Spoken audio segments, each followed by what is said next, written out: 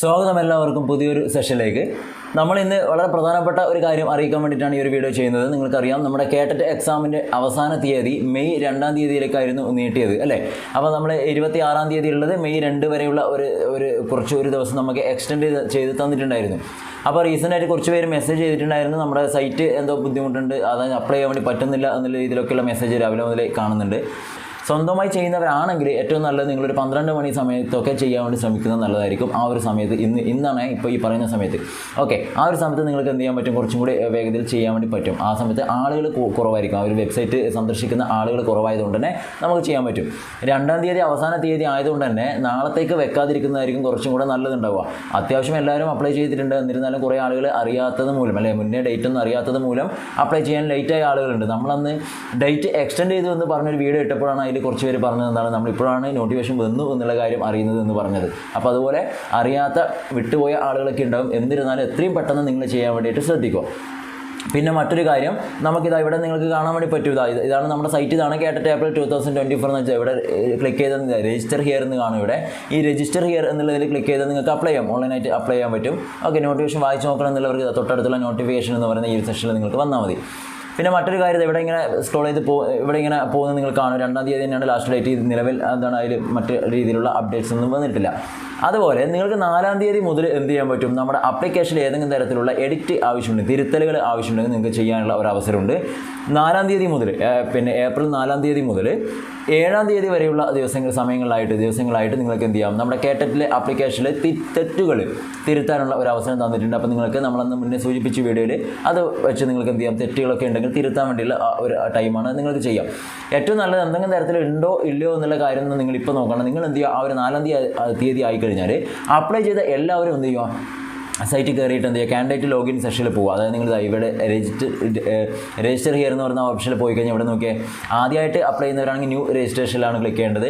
പിന്നെ ഓൾറെഡി ചെയ്ത് വെച്ചവരാണെങ്കിൽ candidate login എന്ന് പറയുന്ന ഈ ഒരു ഓപ്ഷനിലേക്കാണ് നിങ്ങൾ പോകേണ്ടത്. കാൻഡിഡേറ്റ് ലോഗിൻ ഓപ്ഷനിലേക്ക് പോയി കഴിഞ്ഞാൽ നിങ്ങളുടെ ആപ്ലിക്കേഷൻ നമ്പറും ആപ്ലിക്കേഷൻ ഐഡിയും കാര്യങ്ങളൊക്കെ കൊടുത്തുകൊണ്ട് നിങ്ങൾക്ക് അതിലേക്ക് എൻട്രി ചെയ്യാൻ വേണ്ടി പറ്റും. ഓക്കെ, അപ്പോൾ ആ ഒരു ഓപ്ഷനിൽ പോയിട്ട് നിങ്ങൾ എന്ത് ചെയ്യുക, എഡിറ്റ് ചെയ്യാൻ എന്തെങ്കിലും ഉണ്ടോ എന്നുള്ളത് കൃത്യമായിട്ട് അത് വെരിഫൈ ചെയ്യുക. അങ്ങനെ ഒന്നുമില്ല എന്ന് ഉറപ്പിക്കണം. കാരണം ഏതെങ്കിലും തരത്തിലുള്ള തെറ്റുകൾ നമ്മൾ പോലും അറിയാതെ വരാറുണ്ട്.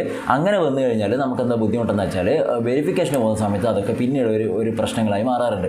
അതുകൊണ്ട് ഇപ്പോൾ പറ്റുന്ന കാര്യങ്ങളൊക്കെ ഇപ്പോൾ തന്നെ എഡിറ്റ് ചെയ്ത് തിരുത്തലുകളൊക്കെ വരുത്തി മുന്നോട്ട് പോകുന്നതായിരിക്കും നല്ലത്. ഫോട്ടോയിൽ എന്തെങ്കിലും തരത്തിലുള്ള പ്രശ്നങ്ങളില്ലവരാണെങ്കിൽ അതൊക്കെ കൃത്യമായിട്ട് ചെക്ക് ചെയ്യുക. ഓക്കെ, ചെക്ക് ചെയ്യുന്ന സമയത്ത് തന്നെ ശ്രദ്ധിക്കണം. നിങ്ങൾ ഒരുപാട് ആളുകൾ പേരും അതുപോലെ എടുത്ത ഡേറ്റും തീയതിയൊക്കെ വെച്ചുകൊണ്ടുള്ള ഫോട്ടോ അപ്ലോഡ് ചെയ്തിട്ടുണ്ട്. നോട്ടിഫിക്കേഷനിൽ പറഞ്ഞിട്ടുണ്ട് അങ്ങനെ വെക്കണമെന്നില്ല എന്ന്, പക്ഷേ നിർബന്ധമായും വെക്കരുത് എന്നൊന്നും പറഞ്ഞിട്ടില്ല. പക്ഷേ നിങ്ങൾക്ക് വേണമെങ്കിൽ ഒന്ന് മാറ്റാം. അങ്ങനെ വെച്ചവരുണ്ടെങ്കിൽ നിങ്ങൾക്ക് എന്ത് ചെയ്യാം, പുതിയൊരു ഫോട്ടോ ഉണ്ടെങ്കിൽ അത് അപ്ഡേറ്റ് ചെയ്ത് അതായത് നിങ്ങൾക്ക് അപ്ലോഡ് ചെയ്യാം. ഓക്കെ, ഫോട്ടോ ഒക്കെ ചെയ്യുമ്പോൾ കൃത്യമായിട്ടുള്ള സൈസൊക്കെ ആണോ എന്നുള്ള കാര്യം ഉറപ്പിച്ചിട്ട് വേണം ചെയ്യാൻ വേണ്ടിയിട്ട്. പിന്നീട് നിങ്ങൾ ഹോൾ ടിക്കറ്റൊക്കെ വരുന്ന സമയത്ത് ഫോട്ടോ ക്ലിയർ അല്ലാത്ത ആളുകൾക്ക് ഹോൾ ടിക്കറ്റ് ജനറേറ്റ് ചെയ്ത് വരാറില്ല. വീണ്ടും ഫോട്ടോ അപ്ലോഡ് ചെയ്യാൻ വേണ്ടി പറയാറുണ്ട്. അതിനുശേഷം അടുത്ത ഒരു വർക്കിംഗ് ടൈം കഴിഞ്ഞാൽ മാത്രമേ നമുക്ക് ഹോൾ ടിക്കറ്റ് ഇഷ്യൂ ചെയ്ത് തരാറുള്ളൂ. ഓക്കെ, അപ്പോൾ അങ്ങനെയൊക്കെയുള്ള പ്രശ്നങ്ങളൊക്കെ ഉണ്ട്. അതുകൊണ്ട് തന്നെ നിങ്ങൾ എന്ത് ചെയ്യാൻ പാടില്ല, അതൊക്കെ കൃത്യമായിട്ടൊന്ന് പിന്നെ ചെക്ക് ചെയ്യാൻ വേണ്ടി ശ്രദ്ധിക്കുക. ഇവിടെ എൻ്റെ ഡേറ്റും കാര്യങ്ങളൊക്കെ അറിയാത്ത ആളുകൾ ഇപ്പോഴുണ്ടെന്ന് തോന്നുന്നു. നിങ്ങളുടെ എക്സാം വരുന്നത് ജൂൺ 22-ാം തീയതിയാണ് കാറ്റഗറി 1 ഉം 2 ഉം. ഓക്കെ, കാറ്റഗറി 1 and 2 വരുന്നത് ജൂൺ 22nd അതുപോലെ 3 and 4 കാറ്റഗറി 3 and 4 വരുന്നത് 23rd ആണ് കേട്ടോ. ജൂൺ 23rd വരുന്നത്, സൺഡേയിലാണ് വരുന്നത്. സാറ്റർഡേ സൺഡേ ആയിട്ടാണ് എക്സാം ഒക്കെ വരുന്നത്. അതും കൂടെ ഒന്ന് മനസ്സിലാക്കുക. ഇനി കുറച്ച് കാര്യങ്ങൾ ജനറലായിട്ട് പറയാൻ വേണ്ടിയിട്ടാണ്. കുറേ ആളുകൾ ഇപ്പോഴും പഠിച്ചു തുടങ്ങിയിട്ടൊന്നുമില്ല. അപ്പോൾ നിങ്ങൾ എന്ത് ചെയ്യുക, നിങ്ങൾ എപ്പോഴും ഇമ്പോർട്ടൻസ് കൊടുക്കേണ്ടത് സൈക്കോളജിക്ക് ആയിരിക്കണം. നിങ്ങൾ ഏത് കാറ്റഗറി അപ്ലൈ ചെയ്തവരാണെങ്കിൽ പോലും നിങ്ങൾ സൈക്കോളജിക്ക് വേണം ഏറ്റവും ഇമ്പോർട്ടൻസ് കൊടുക്കാൻ. ബാക്കിയൊന്നും പഠിക്കേണ്ട എന്നുള്ളതല്ല. സൈക്കോളജിക്കുള്ള ഇമ്പോർട്ടൻസ് എന്താണെന്നുള്ള കാര്യം ഞാൻ പറഞ്ഞുതരാം. എന്താണ് നിങ്ങൾക്ക് എല്ലാവർക്കും അറിയാം. എന്താണ് സൈക്കോളജി നമ്മളെ സംബന്ധിച്ചിടത്തോളം ഓരോ കാറ്റഗറി എടുത്താലും ഇപ്പോൾ കാറ്റഗറി 1 അതുപോലെ 2 അതുപോലെ 3 ഈ 3 കാറ്റഗറികൾ ഏതൊക്കെയാണ് ഞാൻ പറഞ്ഞത്, കാറ്റഗറി 1 ആണ്, 1 അതുപോലെ കാറ്റഗറി 2 അതുപോലെ കാറ്റഗറി 4 ഈ 3 കാറ്റഗറികൾ നിങ്ങൾ എടുത്തു കഴിഞ്ഞാലും സൈക്കോളജി നമുക്ക് വരുന്നത് 30 മാർക്കിനുള്ള ക്വസ്റ്റ്യൻസ് ആണ് വരിക. ഓക്കെ, 30 ആണ് ക്വസ്റ്റ്യൻസ് ഉണ്ടാവുക. 30 മാർക്കാണ് ഡയറക്റ്റ് ക്വസ്റ്റ്യൻസ് ഉണ്ടാവുക.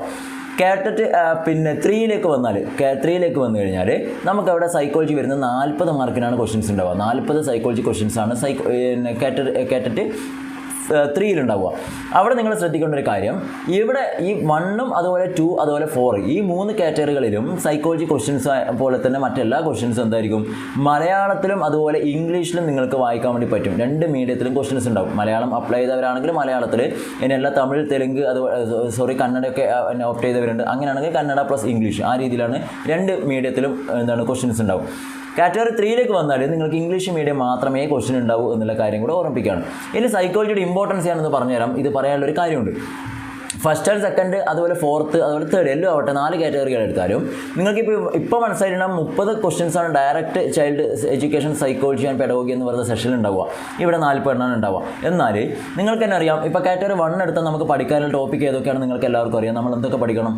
സൈക്കോളജി ഒരു 30 മാർക്കിന് നിങ്ങൾ പഠിക്കണം. സൈക്കോളജി എന്തായാലും നിങ്ങൾ പഠിക്കണം. ഓക്കെ, സംശയമൊന്നുമില്ലല്ലോ, സൈക്കോളജി നിങ്ങൾ പഠിക്കണം.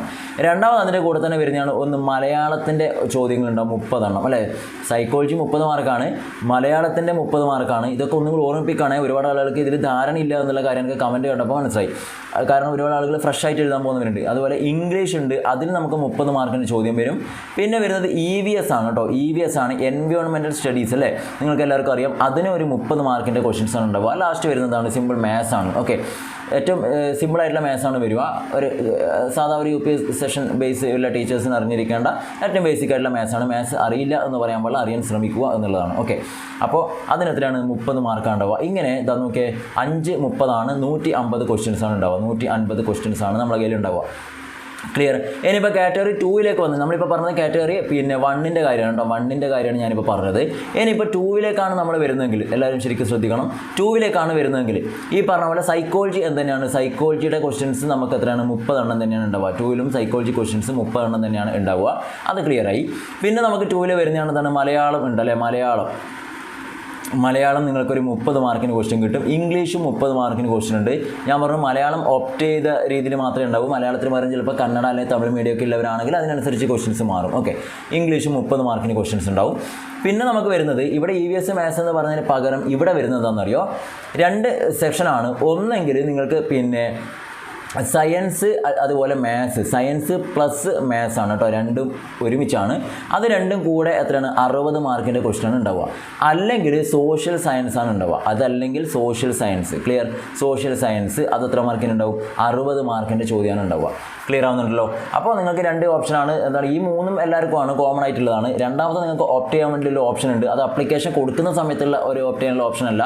എക്സാമിനേഷൻ ഹാളിൽ പോയിട്ട് നിങ്ങൾക്ക് അവിടുന്ന് സെലക്ട് ചെയ്യാനുള്ള ഒരു ടൈം ഇത് തരും. ഓക്കെ, അതൊക്കെ എങ്ങനെ ചെയ്യേണ്ടതെന്നൊക്കെ ഞാൻ കാണിച്ചു തരും. നിങ്ങൾ ആദ്യം ഇപ്പോൾ നിങ്ങൾ ഉറപ്പിക്കേണ്ടത്, നിങ്ങൾ ആ കാറ്റഗറി 2 അറ്റൻഡ് ചെയ്യാൻ വേണ്ടി പോകുന്ന സമയത്ത് മാത്സ് സയൻസിലെ 60 ചോദ്യമാണോ ഞാൻ അറ്റൻഡ് ചെയ്യുന്നത്, അതല്ല സോഷ്യൽ സയൻസിലുള്ള 60 എണ്ണമാണോ ഞാൻ ചെയ്യാൻ പോകുന്നത്, നിങ്ങൾ ഇപ്പോൾ ഉറപ്പിക്കുക. അതിനനുസരിച്ച് വേണം നിങ്ങൾ പഠിക്കാൻ. ഒരാളിപ്പോൾ സയൻസ് പ്ലസ് മാത്സ് ഇതിൽ സിമ്പിളായിട്ടുള്ള ഒരാളാണെങ്കിൽ അവരെന്ത് പറയും, ഞാൻ ഇതാണ് അറ്റൻഡ് ചെയ്തത്. അങ്ങനെയുള്ളവരാണെങ്കിൽ പിന്നെ വീണ്ടും സോഷ്യൽ സയൻസ് പഠിക്കേണ്ട ഒരു കാര്യമില്ല, നിങ്ങൾ പഠിക്കേണ്ട. എന്നാൽ ചില ആളുകൾക്ക് എന്തായിരിക്കും, സോഷ്യൽ സയൻസ് ആയിരിക്കും കുറച്ച് എളുപ്പമുണ്ടാവുക. കാരണം PSC എക്സാമിനും അതുപോലെ മറ്റുള്ള കാര്യങ്ങളൊക്കെ നോക്കി പരിചയമുള്ളവരാണെങ്കിൽ സോഷ്യലായിരിക്കും ഏറ്റവും എളുപ്പമുണ്ടാവുക. അങ്ങനെയുള്ളവരാണെങ്കിൽ എന്താ, മാത്സ് സയൻസ് നിങ്ങൾ പഠിക്കേണ്ട, നേരെ സോഷ്യൽ സയൻസ് മാത്രം പഠിച്ചാൽ മതി. എല്ലാം 10ാം ക്ലാസ് ലെവലിലെ ക്വസ്റ്റ്യൻസ് തന്നെയാണ് ഉണ്ടാവുക. 10ാം ക്ലാസ് വരെയുള്ള ലെവലിൽ പോകുന്ന പറഞ്ഞത് ചിലപ്പോൾ അതിൽ കൂടിയേക്കാം. പക്ഷേ SCRT ടെക്സ്റ്റ് ബുക്ക് ബേസ്ഡ് ആയിട്ടാണ് ക്വസ്റ്റ്യൻ വരിക. ഇനി ഞാൻ എപ്പോഴും എന്നോട് ചോദിക്കുന്ന ആളുകളോടൊക്കെ പറയാറുള്ളത്, നിങ്ങൾ എന്ത് ചെയ്താൽ മതി, സോഷ്യൽ സയൻസ് ഓപ്റ്റ് ചെയ്താൽ മതി എന്നാണ് ഞാൻ പൊതുവേ പറയാറുള്ളത്. സോഷ്യൽ സയൻസ് ഓപ്റ്റ് ചെയ്താൽ മതി എന്ന് പറയാനുള്ളൊരു കാരണം എന്ന് വെച്ചാൽ, മാത്സ് അത്യാവശ്യം അറിയുന്നവരാണെങ്കിലേ മാത്സ് ഓപ്റ്റ് ചെയ്യേണ്ടൂ. കാരണം അല്ലെങ്കിൽ എന്തൊക്കെയോ ടെക്സ്റ്റ് ബുക്ക് ബേസ്ഡ് ആയിട്ടുള്ള ക്വസ്റ്റ്യൻസ് ഒക്കെ വരുമ്പോൾ നിങ്ങൾക്ക് കവർ ചെയ്യാൻ വേണ്ടി പറ്റില്ല. കാരണം എല്ലാവരും മാത്സ് പഠിച്ചവരല്ലോ. മാത്സ് മെയിൻ എടുത്തവരാണെങ്കിൽ ഓക്കെയാണ്. ബാക്കിയുള്ളവരൊക്കെ സംബന്ധിച്ചിടത്തോളം മാത്സ് ബുദ്ധിമുട്ടായിരിക്കും. അതുപോലെ സയൻസും അതുപോലെ തന്നെയാണ്. ടെക്സ്റ്റ് ബുക്ക് നന്നായിട്ട് കവർ ചെയ്തിട്ടുണ്ടാവണം. അത്യാവശ്യം നല്ല ലെവലിലെ ക്വസ്റ്റ്യൻസ് ഒക്കെയാണ് വന്ന് കാണാറുള്ളത്. എന്നാൽ സോഷ്യലിനെ സംബന്ധിച്ചിടത്തോളം ഒരു ഗുണം എന്ന് വെച്ചാൽ, ഏറെക്കുറെ എല്ലാവരും PSC ഒക്കെ ട്രൈ ചെയ്യുന്നവരായതുകൊണ്ട് തന്നെ സോഷ്യൽ ഒരു ബേസ് ഉണ്ടാവും. പിന്നെ ടെക്സ്റ്റ് ബുക്ക് നിങ്ങൾ ഒന്ന് വായിച്ച് പഠിച്ചവരാണെങ്കിൽ അത്യാവശ്യം അത് ബേസ് ആയിട്ടുള്ള ക്വസ്റ്റ്യൻസ് തന്നെയാണ് വരിക. 60 ഞാൻ ഉറപ്പാണ് 40 to 45 എന്തായാലും സ്കോർ ചെയ്യാൻ പറ്റും. ഓക്കെ, ബാക്കിയുള്ളത് പിന്നെ കുറച്ച് ലെവൽ കൂടെ ക്വസ്റ്റ്യൻസ് വരാം. അതും എല്ലാവർക്കും ചെയ്യാറുണ്ട്. ഞാൻ മിനിമം പറഞ്ഞാണ്, ഈ 40 to 45 അത്യാവശ്യം എല്ലാവർക്കും സ്കോർ ചെയ്യാൻ വേണ്ടി പറ്റുന്നതാണ്. അതുകൊണ്ട് അതിലൊരു ബുദ്ധിമുട്ടൊന്നും ഉണ്ടാവാറില്ല. ഓക്കെ, അപ്പോൾ നിങ്ങൾ ഇപ്പോൾ ഉറപ്പിക്കുക, ഞാൻ സോഷ്യൽ പഠിക്കണോ സയൻസും മാത്സും പഠിക്കണോ എന്നുള്ളത് നിങ്ങൾ ഉറപ്പിക്കുക. അല്ലാതെ സയൻസ് മാത്രം 60 ക്വസ്റ്റ്യൻ, മാത്സ് മാത്രം 60 ക്വസ്റ്റ്യൻ ഇല്ല. സയൻസ് 30 മാത്സ് 30 അങ്ങനെ ഉണ്ടാവുക. ഓക്കെ, സയൻസ് 30 മാത്സ് 30 അങ്ങനെ 60 ക്വസ്റ്റ്യൻ, അല്ലെങ്കിൽ സോഷ്യൽ മാത്രം 60 ക്വസ്റ്റ്യൻ, ഇങ്ങനെയാണ് ഉണ്ടാവുക. ക്ലിയർ? അപ്പോൾ അങ്ങനെ സോഷ്യൽ എടുക്കുന്നവരാണെങ്കിൽ 8, 9, 10 എടുത്ത് social science, history plus geography നന്നായിട്ട് ഡീറ്റെയിൽ ആയിട്ട് ടെക്സ്റ്റ് ബുക്ക് വായിച്ച് പഠിക്കുക. അതിന് കൂടെ നമ്മുടെ പ്രീവിയസ് ക്വസ്റ്റ്യൻസ് ഒക്കെ നിങ്ങൾ വീഡിയോ ആയിട്ട് തന്നെ കാണാൻ പറ്റും. ഓക്കെ, നിങ്ങൾ ഒരിക്കലും ഈ സൈക്കോളജി മെറ്റീരിയൽ ഒന്നും പൈസ കൊടുത്ത് വാങ്ങണമെന്നൊന്നുമില്ല കേട്ടോ. അത് മെറ്റീരിയൽ ആക്കിയതുകൊണ്ട് അതിനൊരു പേയ്മെൻറ്റ് വാങ്ങുന്നതേ ഉള്ളൂ.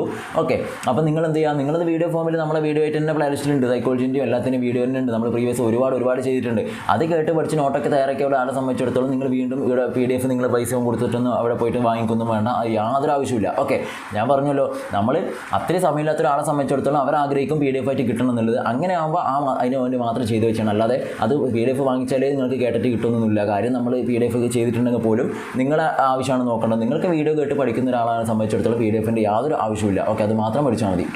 അത് ക്ലിയർ ചെയ്യുമോ? അപ്പോൾ പിന്നെ നമുക്ക് വരുന്നത് കാറ്റഗറി 3ലേക്ക് വരുമ്പോൾ അവിടെ നിങ്ങൾ ശ്രദ്ധിക്കേണ്ട കാര്യം എന്ന് വെച്ചാൽ 3നെ സംബന്ധിച്ചിടത്തോളം നമ്മളിപ്പോൾ പറഞ്ഞത് 2 ആണ് കേട്ടോ, 2 ആണ് പറഞ്ഞത്. ഇനി നമ്മൾ 3 ആണ് പറയുന്നത്. 3യെ സംബന്ധിച്ചിടത്തോളം വരുന്നത് വെച്ചാൽ 2-3 കാര്യങ്ങളേ ഉള്ളൂ. ഒന്ന്, സൈക്കോളജിയുടെ നമ്മളിപ്പോൾ പറഞ്ഞു, സൈക്കോളജി ഒരു 40 മാർക്കിൻ്റെ ക്വസ്റ്റനാണ് സൈക്കോളജി ഉണ്ടാവുക. ഇംഗ്ലീഷ് മീഡിയം മാത്രമേ ഉണ്ടാവുക, ക്വസ്റ്റൻസ് ഒക്കെ ഇംഗ്ലീഷിൽ മാത്രമാണ്. രണ്ടാമത് നിങ്ങൾ അപ്ലൈ ചെയ്യുന്ന സമയത്ത് സെക്കൻഡ് ലാംഗ്വേജ് ആയിട്ട് അവിടെ കൊടുത്തിട്ടുണ്ടാവും, ഒന്നെങ്കിൽ മലയാളം അല്ലെങ്കിൽ ഇംഗ്ലീഷ്, അത് അല്ലെങ്കിൽ തമിഴ്, ഏതാണോ അത്. ഓക്കെ, അത് ഏതെങ്കിലും ഒരെണ്ണേ ഉണ്ടാവും. കാരണം 2 ലാംഗ്വേജ്, ബാക്കി 2 ലാംഗ്വേജസ് ഉണ്ട്, ഇവിടെ ഒറ്റ ഒന്നേ ഉള്ളൂ. അപ്പോൾ നിങ്ങൾ ഏതാണോ കൊടുത്തതെന്നുള്ള കാര്യം കൃത്യമായിട്ട് ശ്രദ്ധിക്കുക. ഓക്കെ, ഇപ്പോൾ ഇംഗ്ലീഷ് കൊടുത്താണെങ്കിൽ ഇംഗ്ലീഷ് അല്ലെങ്കിൽ മലയാളം, അതൊരു 30 മാർക്കിന് ചോദ്യം ഉണ്ടാവും. ഓക്കെ, ഇംഗ്ലീഷ് അല്ലെങ്കിൽ മലയാളം എന്തോ ആവട്ടെ, ലാംഗ്വേജ് ഓക്കെ, ലാംഗ്വേജ് അതൊരു 30 മാർക്കിന് ഉണ്ടാവും. 70 മാർക്ക് അവിടെ ആയില്ലേ. പിന്നെ വരുന്നത് നിങ്ങളുടെ മെയിൻ സബ്ജക്റ്റ് ഏതാണോ അതിൻ്റെ ഒരു 80 മാർക്കിൻ്റെ ക്വസ്റ്റനാണ്. മെയിൻ എന്ന് വെച്ചാൽ നിങ്ങൾ maths, Malayalam, English, physics, chemistry, physical science അല്ലേ, സോഷ്യൽ സയൻസ്, നിങ്ങൾ ഏതാണോ B.Ed മെയിൻ എടുത്തത് അതിനനുസരിച്ചുള്ള നിങ്ങളുടെ സബ്ജക്റ്റാണ് കേട്ടോ. അതാണ് ഞാൻ സബ്ജക്റ്റ്, ഓപ്ഷണൽ സബ്ജക്റ്റ് എന്ന് പറയും. അപ്പോൾ സബ്ജക്റ്റിന് നമുക്ക് 80 മാർക്കിനാണ് ക്വസ്റ്റൻ ഉണ്ടാവുക. 80 മാർക്ക്. ഈ 80 മാർക്ക് തന്നെ പ്യുവർ സബ്ജക്റ്റ് ആയിരിക്കും. ഏകദേശം ഒരു 40-50 അടുത്ത് ക്വസ്റ്റൻ പ്യുവർ സബ്ജക്റ്റ് ആയിരിക്കും. 30 ക്വസ്റ്റൻസ് എന്താണ്, പെഡഗോഗി സെഷൻ ആയിരിക്കും. നിങ്ങൾക്ക് അത്യാവശ്യം നന്നായിട്ട് ജനറൽ ആയിട്ട് ക്വസ്റ്റൻസ് ആണ് വരിക. വായിച്ച് നോക്കിയിട്ട് നിങ്ങൾക്ക് ആൻസറിലേക്ക് എത്താൻ പറ്റും. അങ്ങനെ 80 മാർക്കാണ് ഉണ്ടാവുക. Total 150 questions. ഓക്കെ, കാറ്റഗറി 4 ഇതേപോലെ തന്നെയാണ്. നിങ്ങൾക്ക് എന്താണ് ഈ പറഞ്ഞ സൈക്കോളജിയും അതുപോലെ തന്നെ ലാംഗ്വേജും എന്തുണ്ട് ഇതേപോലെ ഈ പറഞ്ഞ രീതിയിലുള്ള ക്വസ്റ്റൻസ് വരും. പ്ലസ് നിങ്ങളുടെ മെയിൻ സബ്ജക്റ്റ് ഏതാണോ അത്. ഓക്കെ, അങ്ങനെയാണ് ഉണ്ടാവുക. അതുകൊണ്ട് ഏറ്റവും കൂടുതൽ ആളുകൾ ഒരു പക്ഷേ അറ്റൻഡ് ചെയ്യുന്നത് കാറ്റഗറി 2 ആയിരിക്കും. 1ഉം 2 ഒക്കെയാണ് ഉണ്ടാവാറുള്ളത്. പിന്നെ 3 ചെയ്യുന്നവരുണ്ട്. കാരണം 3ഉം 2 ഒക്കെ ഒരുമിച്ച് ചെയ്യുന്ന ആളുകളൊക്കെ ഉണ്ട്.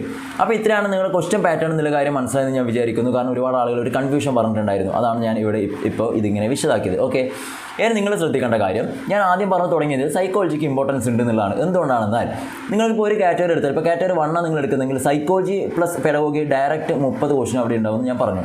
പിന്നെ വരുന്നത് ഇവിടെ നിങ്ങൾ മലയാളം എടുത്താൽ നിങ്ങൾ സൈക്കോളജിയിൽ അവിടെ എന്തൊക്കെ പഠിച്ചിട്ടുണ്ടോ അതിൽ നിന്നൊക്കെ ഒരു പരമാവധി ഒരു 5 മാർക്കിൻ്റെ ക്വസ്റ്റൻസ് അവിടെ മലയാളത്തിൽ നിങ്ങൾക്ക് സൈക്കോളജി ലെവൽ വരും. മലയാളം എന്ന് പറഞ്ഞാൽ pure Malayalam plus pedagogy questions ഒക്കെ വരും. ഈ പെഡഗോഗി വരുന്നതൊക്കെ നിങ്ങൾ ഈ സൈക്കോളജി എന്ന് പറയുന്ന ടോപ്പിക്കിൽ പഠിക്കുന്ന കാര്യം തന്നെയാണ്.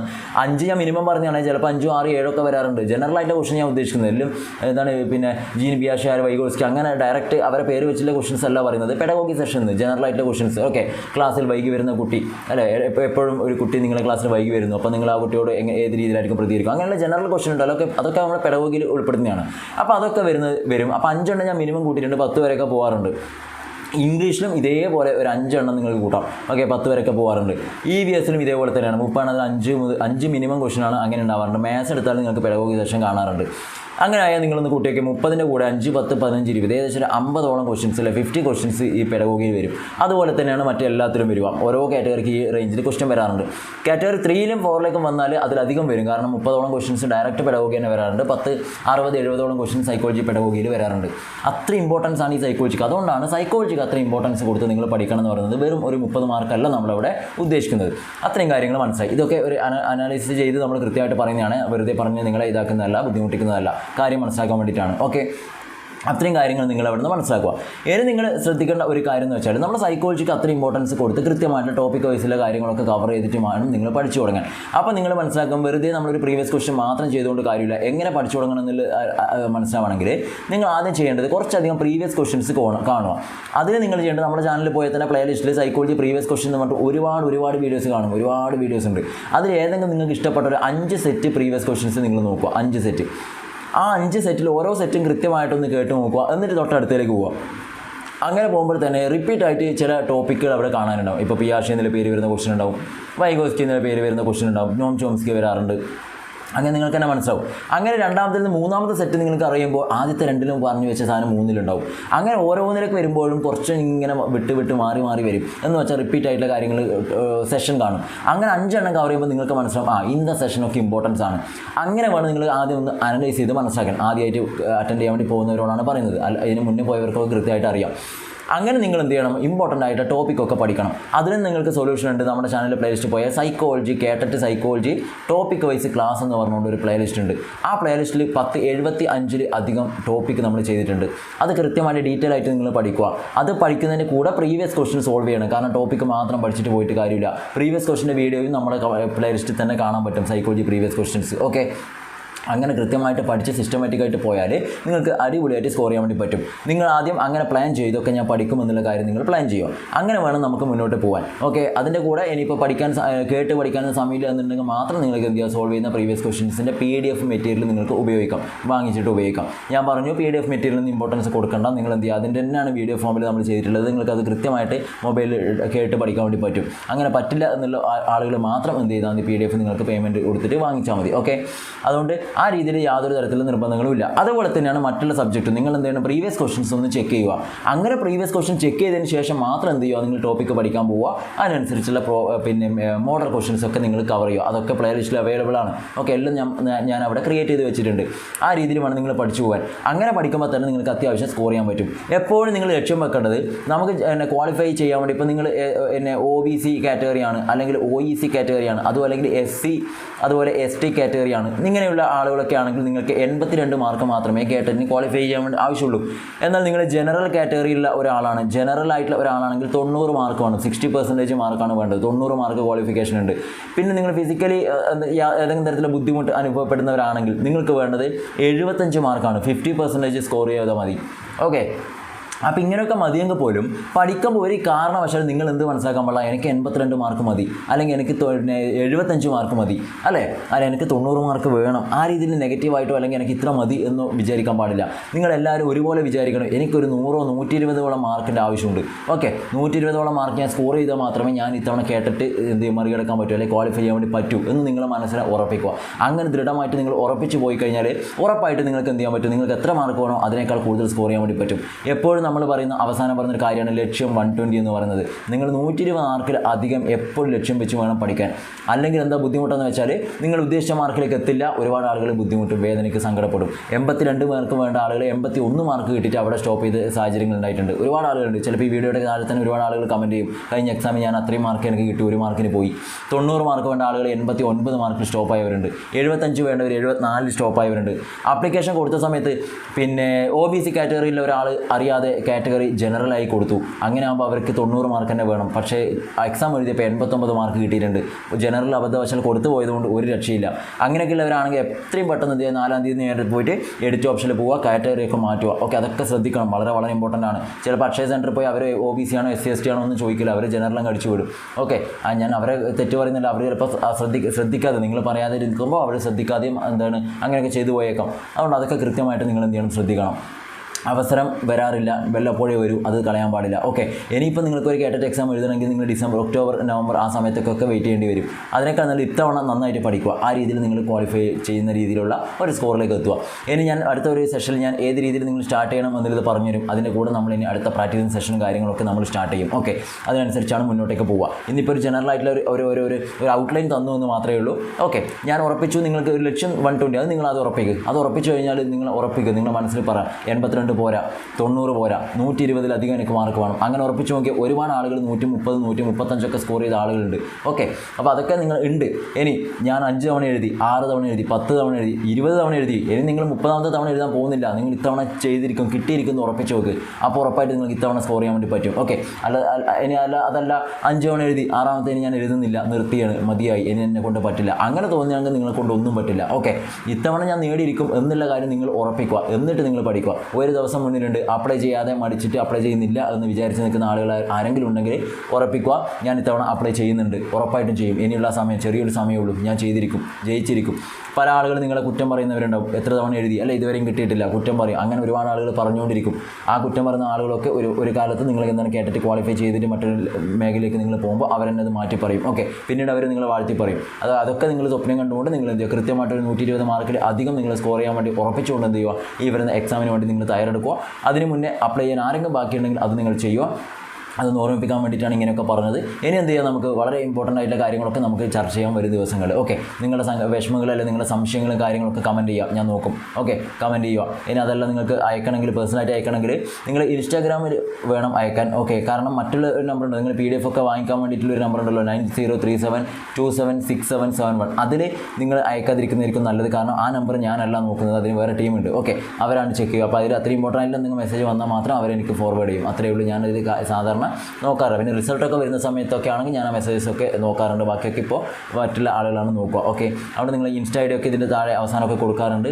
അതിൽ വെച്ച് നിങ്ങൾക്ക് എന്ത് ചെയ്യാം, മെസ്സേജൊക്കെ ചെയ്യാം. അതിൻ്റെ റീപ്ലൈ ഒക്കെ ഞാൻ പരമാവധി പെട്ടെന്ന് തന്നെ തരാൻ വേണ്ടി ശ്രമിക്കാം. ഓക്കെ, അപ്പോൾ ഇത്രയും കാര്യങ്ങളാണ്. അവിടെ നമുക്ക് എന്ത് ചെയ്യാം, നന്നായിട്ട് പഠിക്കുമെന്ന് ഉറപ്പിച്ചിരിക്കുക. അടുത്ത ദിവസം നമ്മൾ എങ്ങനെ ചെയ്യണം, എന്തൊക്കെ ചെയ്യണം എന്നുള്ള കാര്യങ്ങളൊക്കെ ചർച്ച ചെയ്യും. Okay, thank you.